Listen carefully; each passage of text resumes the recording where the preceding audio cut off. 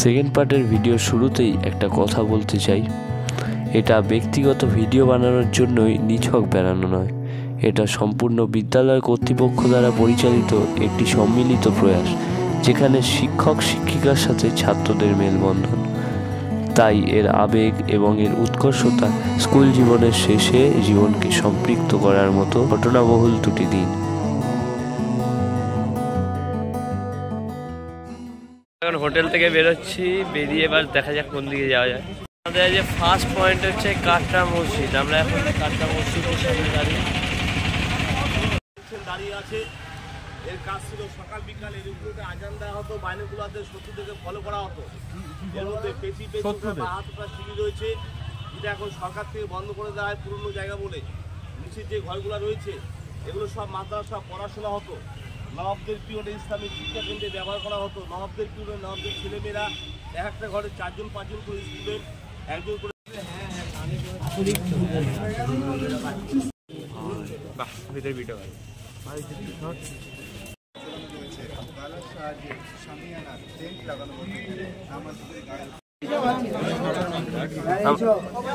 আমার পরিচয়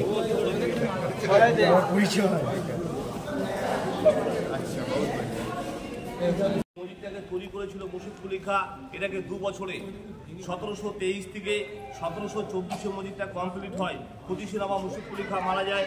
1706 থেকে 1725 নবাব মুর্শিদ কুলি খাঁ রাজত্ব করেছিল 19 বছর। এই যে 18টা নবাব, এর মধ্যে 5 জন ছিল তোমার স্বাধীন নবাব।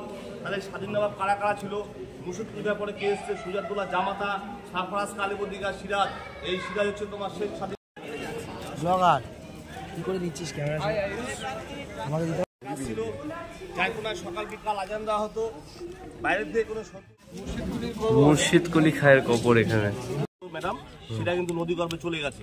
আমি দেখাচ্ছি সেটা ছিল, দেখুন, যেটাকে হিরাজির বলা হতো। সিরাজ বানিয়েছিল যেটা, এ দেখেন সিরাজের বাড়ি। এসে গেছি জাহানকোষা কামান। জাহানকোষা কামান হলো নবাবী আমলের যুদ্ধাস্ত্রের একটি উল্লেখযোগ্য নিদর্শন। শাহজাহানের রাজত্বকালের সময় জনার্দন কর্মকার এই খামানটি নির্মাণ করেন।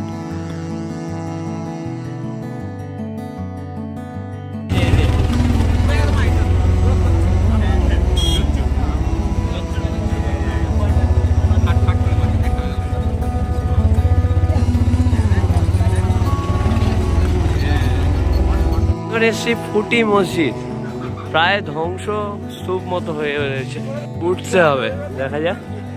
ও দারুণ জায়গা তো।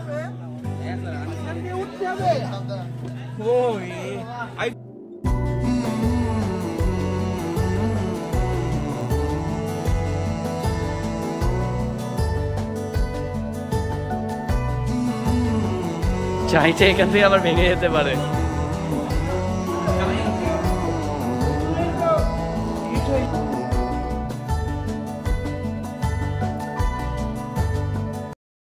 দিগন্ত বিস্তৃত খোলা মাঠের পাশ দিয়ে আমরা ছুটে চলেছি পরবর্তী গন্তব্য কাঠগোলা রাজবাড়ির দিকে। এ যেন অতীত ও বর্তমানের মেলবন্ধন। সে কাঠগোলা রাজবাড়িতে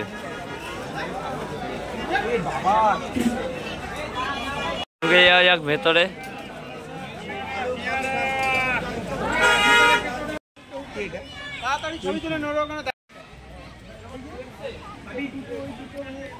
এখানের এই সুড়ঙ্গ পথের সংযোগ রয়েছে ভাগীরথী নদীর সাথে, অতি সহজেই ব্যবসা বাণিজ্যে যাওয়া যেত। এখানে আছে একটা চিড়িয়াখানা।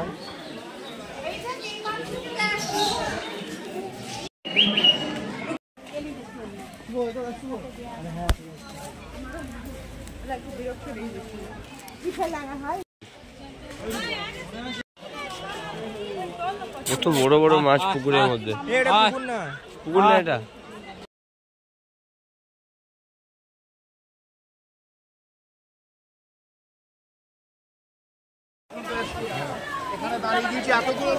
পালকি রাখা।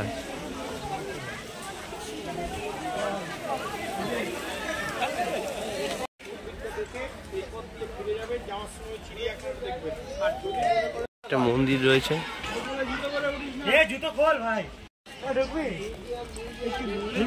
এই রাজবাড়িতে রয়েছে একটি নাচমহল। রোজ রাতে নাকি সেখানে জলসা বসত। প্রবেশ করছি নাসিপুর রাজবাড়িতে। 1756 সালে রাজা দেবী সিংহ পানিপথ থেকে বাংলায় এসে নাসিপুর রাজবাড়িটি স্থাপন করেন। একসময় কর না দিতে পারা প্রজাদের এখানেই ফাঁসি দেওয়া হতো। রাজবাড়ির নিচতলাটিতে রয়েছে অসংখ্য মন্দির। আমরা সবাই জানি রংপুর বিদ্রোহের কথা। 1783 সালে এই অত্যাচারী রাজা দেবী সিংহের বিরুদ্ধে বিদ্রোহ দেখা যায়। ইংরেজদের হাত ধরে তিনি এই বিদ্রোহ দমন করেন।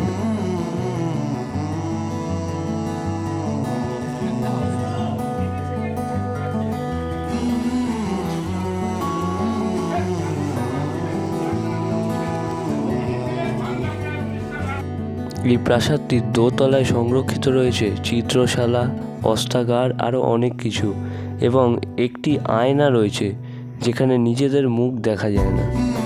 ক্যামেরা অ্যালাউ ছিল না বলে ভিডিও করে দেখাতে পারিনি। মন্দিরের পেছনেও রয়েছে আরও একটি মন্দির, দেখতে পাচ্ছেন।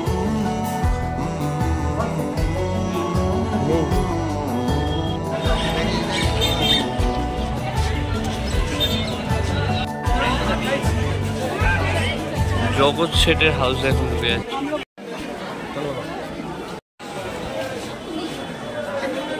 গুপ্ত সুড়ঙ্গ পথে, এই যে গুপ্ত, এটা হলো মির্জাফরের বাড়ি।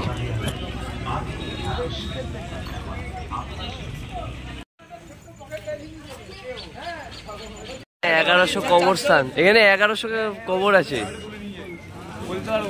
1100 কবর।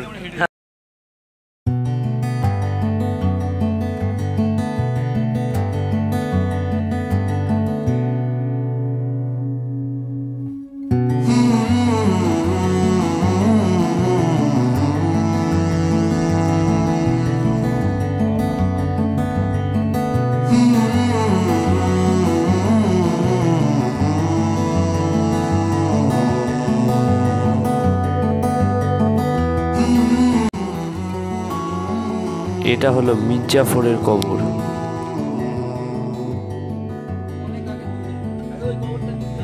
কোনটা?